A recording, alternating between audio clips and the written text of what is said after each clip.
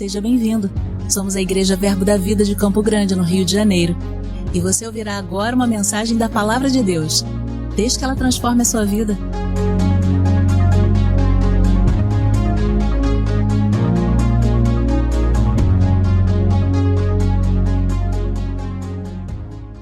Amém?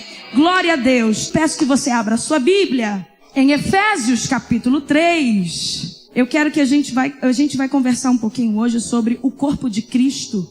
Nós estamos com essa temática esse mês e vamos falar um pouco sobre isso. Efésios no capítulo 3. Eu vou ler com você a partir do versículo 1, porque é muito rico esse texto. E eu acho que vale a leitura até o verso 10.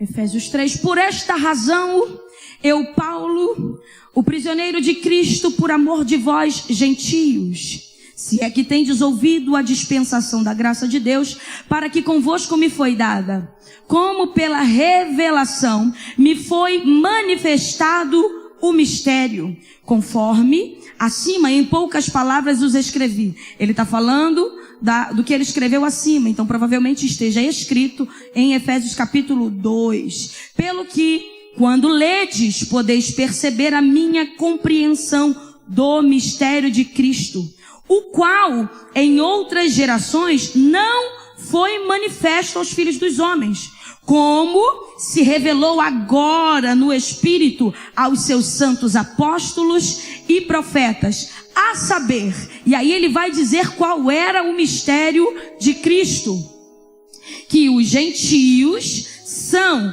co-herdeiros e membros do mesmo corpo e coparticipantes da promessa em Cristo Jesus, por meio do Evangelho, verso 7, do qual fui feito ministro, segundo o dom da graça de Deus que me foi dada, conforme a operação do seu poder. A mim, o menor de todos os santos, me foi dada esta graça, de anunciar aos gentios as riquezas inescrutáveis de Cristo, e demonstrar a todos qual seja a dispensação deste mistério, que desde os séculos esteve oculto em Deus, que tudo criou, para que agora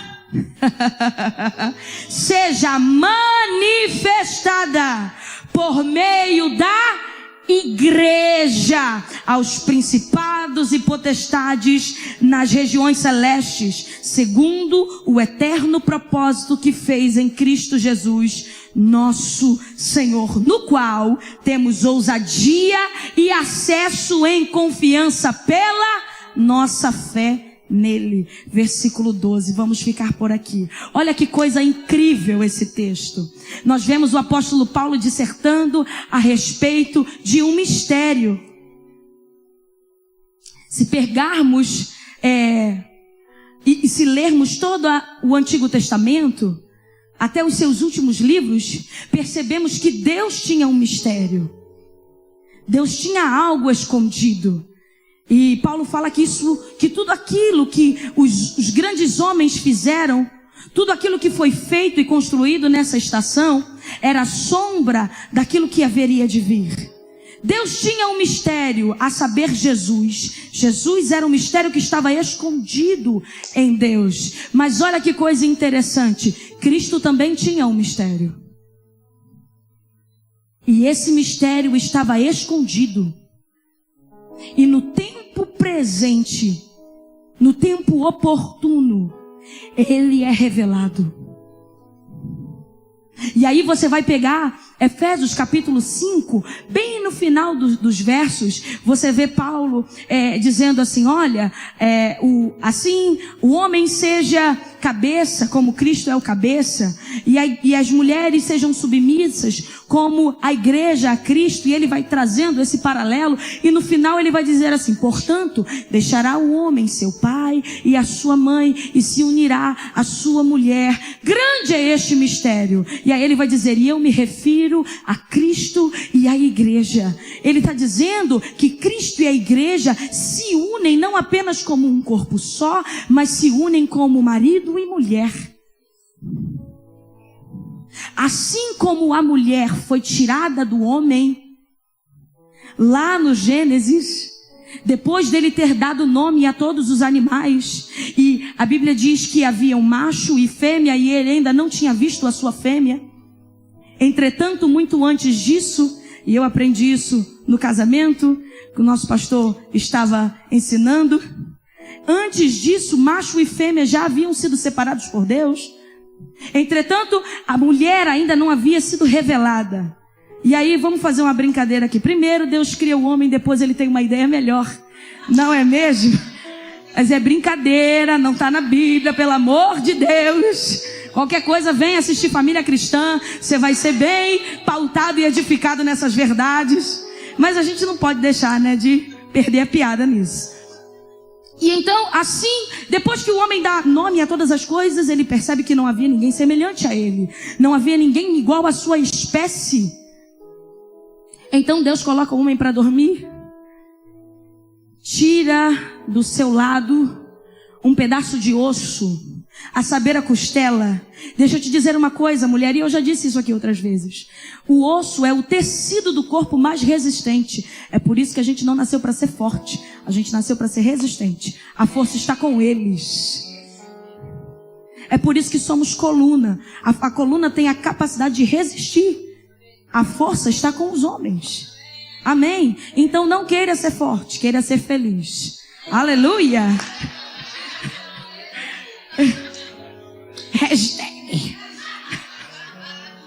Então, Deus tira do lado do homem o pedaço de osso, mistura com barro. Quando o homem acorda desse sono, ele olha e diz: nossa, essa é ossos dos meus ossos, carne da minha carne, e eu a chamo mulher porque do homem ela foi tirada. O mesmo acontece com Jesus. Desce para a terra, olha para tudo e vê, não havia ninguém semelhante a ele, não havia ninguém da sua mesma espécie. E ele começa a devolver nome àquilo que não tinha mais. Ele começa a dar identidade àquilo que havia se perdido. As pessoas olhavam e diziam: prostituta. Ele: não. Você não está entendendo, isso é protótipo para a noiva. As pessoas olhavam: é um coxo. Quem pecou? E Jesus começa a dar identidade a quem havia perdido a identidade. Entretanto, ainda não havia ninguém semelhante a ele.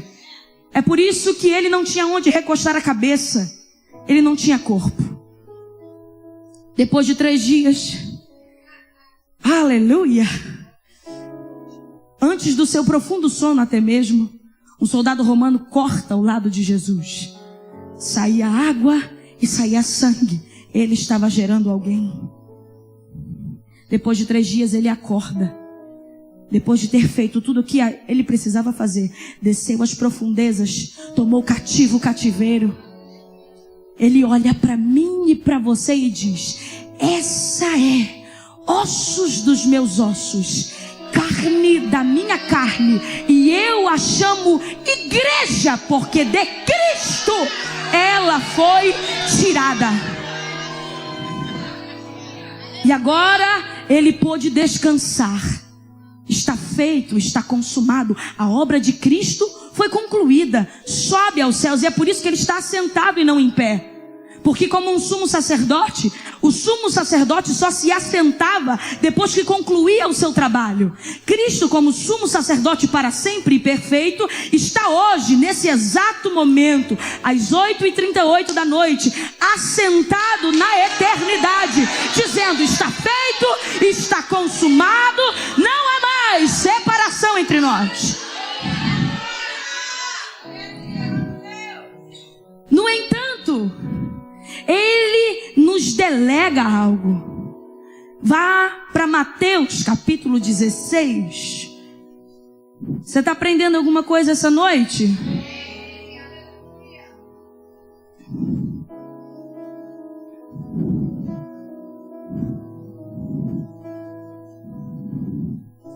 A partir do versículo 13.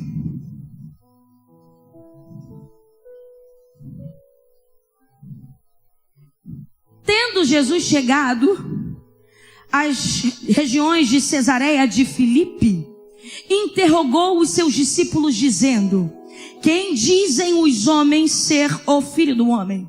E responderam: uns dizem que é João Batista, outros Elias, outros Jeremias ou alguns dos profetas. Verso 15: mas vós, perguntou-lhe Jesus, quem dizeis que eu sou? Respondeu-lhe Simão Pedro: tu és o Cristo, o Filho do Deus vivo. Verso 17: disse-lhe Jesus: bem-aventurado és tu, Simão Barjonas, porque não foi carne nem sangue que te revelou, mas meu Pai que está nos céus. Pois também eu te digo que tu és Pedro, e sobre esta pedra edificarei a minha, contra ela dar-te-ei as chaves dos céus. O que ligares, pois na terra, será ligado nos céus, e o que desligares na terra será desligado nos céus. Nessa conversa, Jesus pega os seus 12 discípulos, leva para um lugar chamado Porta do Inferno. Era uma gruta e se acreditava naquela época que espíritos saíam de lá para controlar aquela cidade. E então ele faz uma pergunta: quem dizem os homens ser o Filho do Homem? E aí os discípulos começam a dizer e trazer as suas respostas. Mas Pedro recebe uma revelação do próprio Deus. Jesus vai afirmar isso para ele: não foi a carne, nem foi o sangue que te revelou, mas o meu Pai que está nos céus. O Pai revela a Pedro quem era Cristo. E aí ele vai dizer: tu és o Cristo, Filho do Deus vivo. Jesus abençoa ele, mas Jesus também dá a ele uma resposta. E aí ele diz: portanto eu te digo que você é uma pedra. E a palavra aqui é Petros, tirado da rocha. E sobre esta pedra, e aí a gente está falando sobre rocha firme, eu vou construir, eu vou edificar, eu vou fundamentar a minha igreja. E aí Jesus vai dizer: e as portas do inferno não prevalecerão contra ela. Por que eu li esse texto? Porque nós vemos aí nesse texto, em Mateus capítulo 16, a partir do verso 16, a primeira menção da palavra igreja. Jesus usa um termo grego para explicar coisas espirituais. O termo é eclesia ou eclésia. Eu não falo grego, o Bruno fala, depois pergunte como se pronuncia. O Rodrigo Silva também fala, então. Então, eclesia ou eclésia, os chamados para fora. A função da eclesia, segundo a cultura de um império, era a seguinte: se escolhiam homens inteligentes, homens capacitados e habilitados para sabotar. A função daqueles homens era ir após uma guerra de uma terra conquistada para completamente transformar a cultura daquele lugar. Então eles eram homens que foram habilitados pelo seu imperador para sabotar. Eles eram chamados para esse lugar. Vencia-se a guerra, tomava-se o território, era a hora de entrar a eclesia. A eclesia entrava e começava a transformar. Mudava o calendário, mudavam-se as festas, mudava-se a linguagem, mudava-se os costumes. Tudo era sabotado pela eclésia. Para quê? Tinha uma função. Essas coisas não eram mudadas só por mudar. Elas eram mudadas com um objetivo. E qual era o objetivo? Para que entre o rei. Porque após toda essa mudança, toda essa transformação, toda essa cultura, o imperador que havia conquistado essa terra poderia ir para aquela terra conquistada e se sentir em casa. E é muito interessante como Jesus nos compara com esse tipo de gente. Vocês estão sendo habilitados por mim. Eu estou parafraseando para você. Para sabotar o ambiente onde vocês estão. Satanás continua sendo o príncipe desse século, mas ele não é o criador desta terra. Então a minha e a sua função, a primeira função, é por isso que existe um chamamento para todos, sejam bons ou sejam não tão bons falando, eloquência ou sem eloquência, alguém que estudou muitos idiomas ou poucos idiomas, se você agora se torna igreja, porque a igreja não é o lugar para onde você vem, é quem você se tornou em Cristo Jesus, entendeu? Você não vem para a igreja, você se torna a igreja, e dentro da igreja você se torna corpo, você é membro disso. Então por que existe hoje uma febre, da febre dos desigrejados? Não, eu amo Jesus, mas eu fico na minha casa. Eu nunca vi uma mão dizer assim, olha, hoje eu não vou não, porque eu fiz coisa pra caramba. E deixa em casa, vai só com o bracinho. Eu nunca vi um pé sair andando sozinho dizendo, hoje eu vou pra igreja. O corpo não quis ir não, mas o pé veio. Porque um membro fora do corpo não serve. Congregar não é uma religiosidade, é um princípio da palavra. Porque é no corpo envolvido, ligado com veias, medulas, tecido, que você recebe vida, que você se movimenta, que você cresce, que você amadurece, que você é preservado. Por quê? Quando as mulheres sabem disso, vai na manicure, ela tira aquele bife. Delícia. O que todo o seu corpo diz para você? Preserva, esconde, guarda. Ninguém pode pisar nesse pé. Então todo o seu corpo, inclusive a dor que você sente, ela existe para mostrar para você que aqui ninguém pode tocar agora. Querido, estar no corpo é isso. Quando você está no corpo, você está enxertado como membro do corpo de Cristo. Ainda que você esteja ferido, machucado, você não vai ser exposto. Você vai ser preservado. Vamos colocar um band-aid, vamos colocar remédio, pode até arder um pouquinho, mas depois você vai estar sarado, vai voltar às suas funções normais, vai ser exercitado e vai voltar a viver a vida que você vivia antes. Então não cai essa história da carochinha de que não precisa congregar. A igreja sou eu. Não, somos nós. Somos nós. Fora da igreja você é membro. Dentro da igreja você é corpo. E membro sem função. Entendeu? Por exemplo, agora nesse exato momento é meu cérebro está dizendo para os meus membros que eu preciso fazer isso aqui. Aí imagina só a minha mão falando. Você já viu alguma cabeça andando por aí sozinha? Se você vê, pelo amor de Deus, eu vou orar por você, porque isso aí é visão do mal. Ou um corpo ambulante. A gente não está no The Walking Dead, meu irmão. Nós desfrutamos da própria vida de Cristo. Ele é o cabeça. É do cérebro, é das funções neurológicas do próprio Cristo, porque ele é um homem de carne e osso, assentado à destra de Deus, que ele passa vida, informações, direções. Ele pega alguém da mesma espécie dele e fala assim, olha só, para que a gente esteja mais conectado, eu não vou só morrer por vocês não, eu vou enviar o meu Espírito para vocês, eu vou soprar em vocês a minha própria vida, a gente vai desfrutar das mesmas coisas. O que está escondido em mim vai ser revelado para vocês.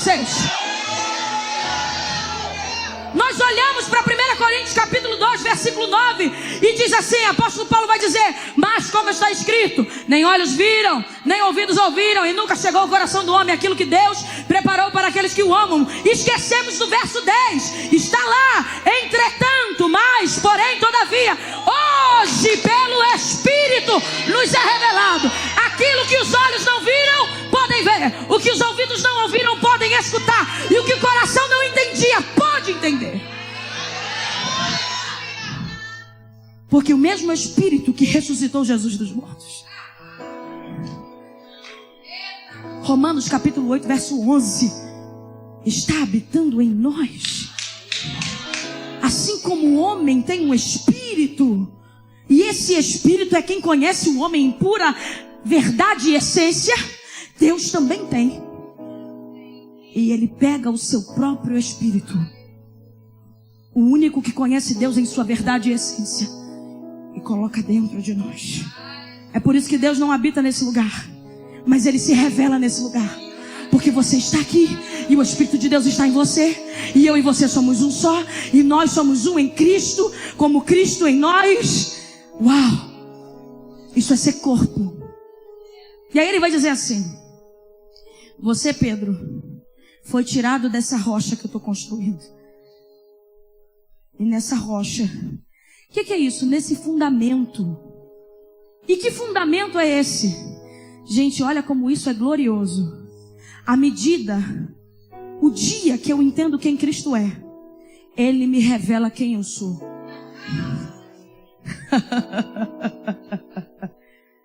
Eu entendi quem é Cristo. Ele vai dizer quem eu sou. Uau! Ele me revela quem eu sou. Ele me coloca nesse lugar de rocha firme. E o que é rocha firme? É um lugar onde nada me abala. Não é alguém que está aquém do que vê, mas que não se abala aquilo que vive. Porque, amados, nós não estamos em outro a não ser Jesus. Eu e você, se você está aqui e fez uma aliança com Jesus, você está em Cristo. E a Bíblia diz que aquele que está em Cristo não é um crente melhor. Aquele que está em Cristo é uma pessoa que fala paz do Senhor. Não. Aquele que está em Cristo é uma nova criação. É um novo tipo de gente. Jesus é o único capaz de mudar o seu DNA. E foi o que Ele fez na cruz do Calvário. E agora, o que eu faço? Nessa vida no Espírito, eu preciso mostrar para a minha alma e para o meu corpo, subjugando ele, e a minha alma renovando ela todos os dias, pela palavra, pelas disciplinas espirituais. Jejum ainda funciona. Oração ainda funciona. Sim, meditação na palavra, confissão da palavra, isso ainda funciona. Pode parecer comum, mas deixa eu te dizer, a gente que é carioca, a gente ama viajar, a gente ama conhecer, mas chega no Rio, a gente quer comer arroz com feijão. Meu pastor disse lá, eu não comi arroz com feijão esses dias todos. Pastor, mas na quarta-feira eu já estava, um feijãozinho, você não quer fazer um feijão não, gente? Eu ajudo, eu já estava me metendo na cozinha dos outros, porque eu amo feijão. Quando eu era pequena, eu acho que é por isso que eu tenho esse corpite. O papai botava caldo de feijão no copo depois de temperado. Pensa num negócio. Meu pai cozinha bem pra caramba, ele deve estar me assistindo. Amo você, fofinho. Ele botava, ele falava assim, não, tem que tomar o caldo agora. Sem caroço, era só o caldo. Meu irmão, eu tomava, parecia mamadeira. Aí a gente fala assim, poxa, mas é arroz com feijão. Quando a gente começa a comer um monte de coisa aí no dia, eu já passei por isso, fui adolescente, não há muito tempo atrás, porque eu sou nova. Aleluia, obrigada. E falava assim, só tem arroz com feijão. Querido, mas é o arroz com feijão que mantém a gente. Então oração, jejum, meditação na palavra e confusão é o que vai te manter. Você pode chegar aqui, você pode correr, babar, cair, fazer o que fizer. Mas o que vai manter a unção que fez você correr, babar, cair, marchar, fazer o que for fazer, é a oração, é o jejum, é a meditação na palavra, é a confissão da palavra. Quando Daniel e os seus 3 amigos estavam lá na Babilônia, e foram até o mordomo que o servia, ele falou assim, olha, a gente quer comer legumes. Parece que ele estava, nossa, eles estão rejeitando. Não, eles estavam procurando dentro do cardápio da Babilônia algo que fosse parecido com a sua terra natal.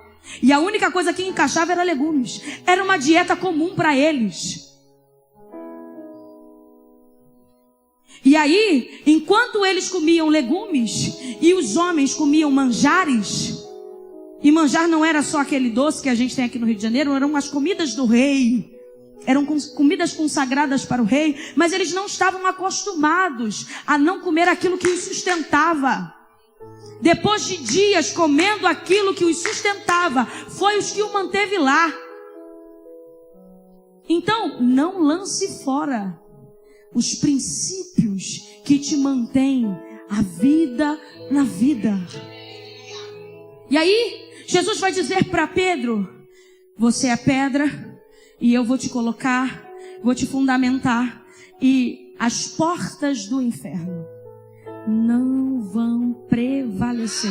Queridos, porta não é instrumento de ataque. Porta é instrumento de defesa. Sabe que o desejo de Satanás é que você não saiba quem você é.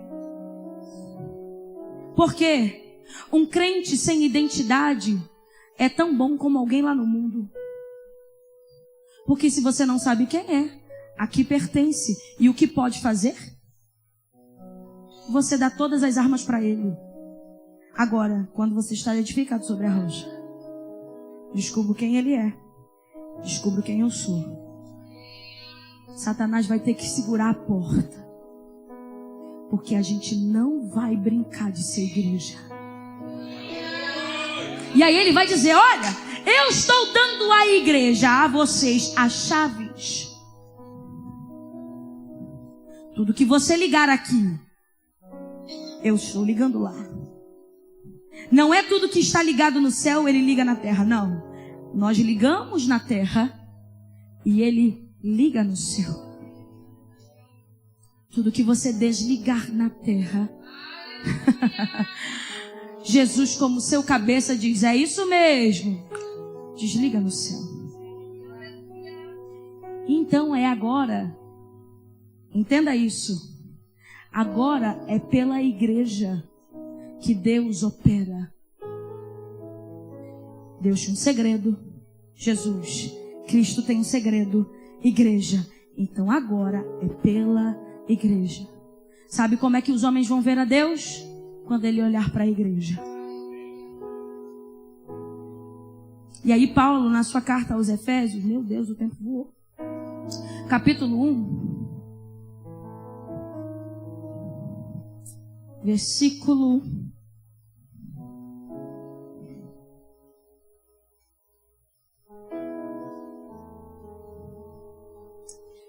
3. Bendito seja o Deus e Pai de nosso Senhor Jesus Cristo, o qual nos abençoou com todas as bênçãos espirituais nas regiões celestiais em Cristo Jesus. Como também nos elegeu nele antes da fundação do mundo. Lembra o segredo de Deus, o segredo de Cristo? Para sermos o quê? Santos e irrepreensíveis diante dele em amor.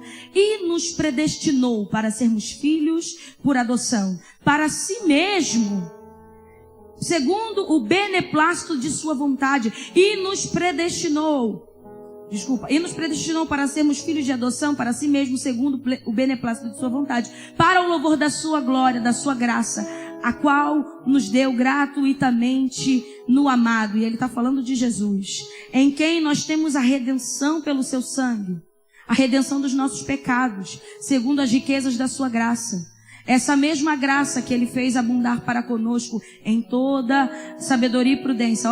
Olha que incrível. Fazendo-nos conhecer o mistério da sua vontade. Lembra?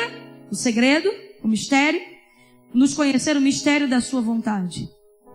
Segundo o seu beneplácito que nele propôs. Para a dispensação da plenitude dos tempos. Que é o quê? Fazer convergir. Ou seja, tudo vai convergir em Cristo. Fazer convergir em Cristo todas as coisas, tanto as que estão no céu, como as que estão na terra. Nele, digo também, fomos feitos herança, havendo sido predestinados para, conforme o propósito daquele que faz todas as coisas, segundo o conselho da sua vontade, com a finalidade de sermos para o louvor da sua glória. Nós, o que antes havíamos esperado em Cristo, o qual, e aí ele vai dizer, nós também temos ouvido a palavra da verdade, o evangelho da vossa salvação, fomos selados com o Espírito Santo da promessa. Querido, você tem dono. Você foi selado com o Espírito Santo da promessa. Sabe aquela carta bonita que a gente recebe que tem um negócio assim de vela? Eu penso como isso. Ninguém podia abrir na época dos reis. Pegava-se aquela carta e ia. Não podia. Se mexesse, dava ruim. Você é essa carta. O diabo não pode mexer em você. Porque você foi selado. Cristo, o Espírito Santo em você, ou melhor, Cristo em vós é a esperança da glória. Você foi selado, eu fui selada, nós fomos selados com o Espírito Santo prometido.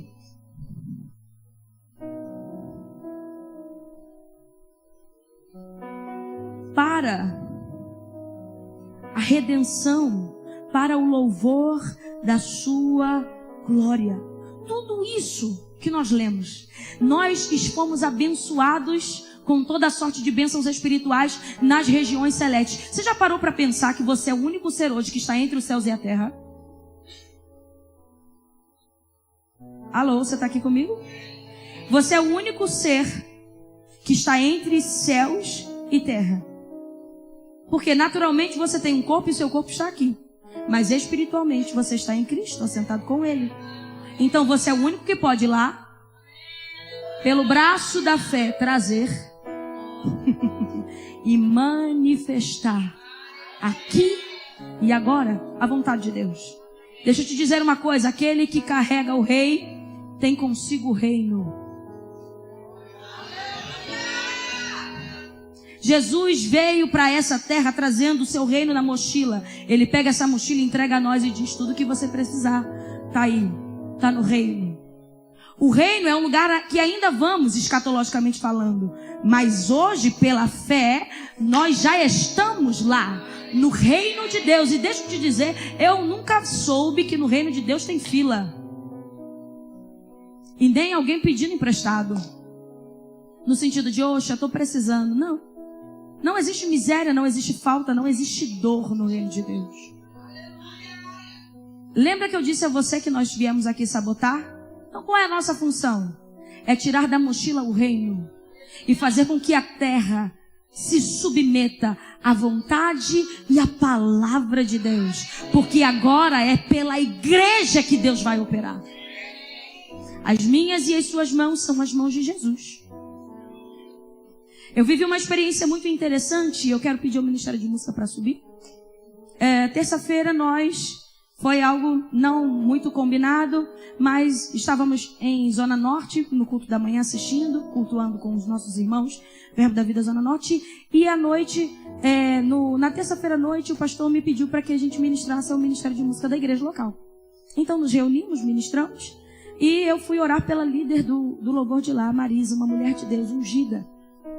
E ela estava com muitas dores nas pernas e nos braços. Eu não sabia, pelo espírito de profecia, pela palavra de conhecimento. O Senhor disse a mim: olha, ela está com dor nas pernas e nos braços. Orei por ela e ela disse que na hora que eu peguei no braço dela, o braço já estava dormente de dor. E aí no final ela falou assim: eu preciso testemunhar algo. Eu estava há meses com uma dor insuportável. Meus braços e pernas pesados. Já tinha ido a médicos e os médicos já tinham me dito: olha, se chegar a nível 3 dessa dor, não tem cirurgia, não tem o que resolver. E aí, voltando para o Rio de Janeiro, ela mandou mensagem para mim na quarta-feira pela manhã e falou assim: em muitos meses é a primeira vez que eu durmo sem dor. Ah, isso foi a Juliane que fez? Não, foi Cristo operando através de mim. Porque agora é pela igreja. A vida de Deus pode ser passada. A cura pode ser passada. Nós cremos em cura sim, porque Cristo cura sim.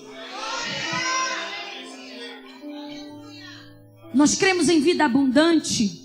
E vida abundante não é dinheiro. Vida abundante é ter o rei e o reino manifesto e revelado para quem quiser ver. Nós cremos na palavra de Deus. E é sobre essa palavra que as portas do inferno não prevalecem. Satanás não resiste a um crente que sabe quem é. Tem um evangelista que todas as vezes que ele pegava o avião e descia, ele dava 2 pulos e dizia: Satanás, cheguei, esse espaço é muito pequeno para nós. Esse território a partir de hoje é meu. Querido, Samuel está em Angola, o rei está em Angola, o reino está em Angola. Então aonde for a jurisdição de Samuel e Kaline, o reino de Deus precisa se manifestar. E aquilo que não frutificava precisa frutificar. Porque os céus são os céus do Senhor, mas a terra Ele concedeu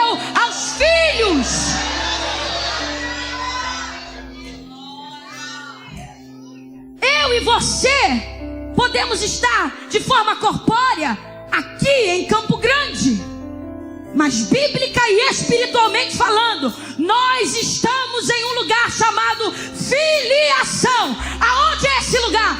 Assentados com Cristo nas regiões celestiais. Então, querido, o dia que você vê a pata do diabo querendo mexer na tua jurisdição, você levante a bandeira e diz: ele é o meu Jeová Nissi. Satanás, esse lugar é meu. Tudo que você ligar, oh, aleluia, ele liga. Tudo que você desligar, oh, aleluia, será desligado. Porque as chaves do reino dos céus ele entregou à igreja. É pela igreja que Deus opera, é pela igreja que Deus cura, é pela igreja que Deus derrama poder, é pela igreja que Deus vai salvar as pessoas. A igreja é a ponte entre os céus e a terra. Você pode se colocar em pé em nome de Jesus. Oh, aleluia! É pela igreja. É muito bom ser igreja, irmão. Porque eu não tenho tudo de Cristo. Você não tem tudo de Cristo. Mas se a gente juntar as nossas partes, a gente chega a essa estatura. Oh, aleluia. Nós não temos tudo. Cada um tem uma porção de Cristo. Uma porção da unção, uma porção de fogo, uma porção do poder de Deus. E juntos, quando a gente une as nossas brasas, o que é que Deus não pode fazer? Isso não é mérito nosso, é tudo pela graça de Deus. Consciência de quem é, não é altivez, é consciência de quem é. Deus não quer que estejamos em lugares desproporcionais, dizendo que não somos, mas Ele também não quer que pensemos além daquilo que somos. Precisamos e temos em Deus uma medida equilibrada a respeito de nós mesmos. Eu recebi uma palavra de Deus assim que eu cheguei nesse lugar. E foi muito interessante o que a mulher de Deus disse para mim. Preserve o que você tem com humildade. Essa palavra está borbulhando no meu coração. Deus entregou uma porção dele em você e deu só a você. Preserve isso com humildade. Entendendo que porque dele, por ele e para ele são todas as coisas. Pode cantar. O poder que ressuscitou Jesus, hoje habita. Você pode ser grato por isso. O poder que ressuscitou Jesus, hoje habita em mim.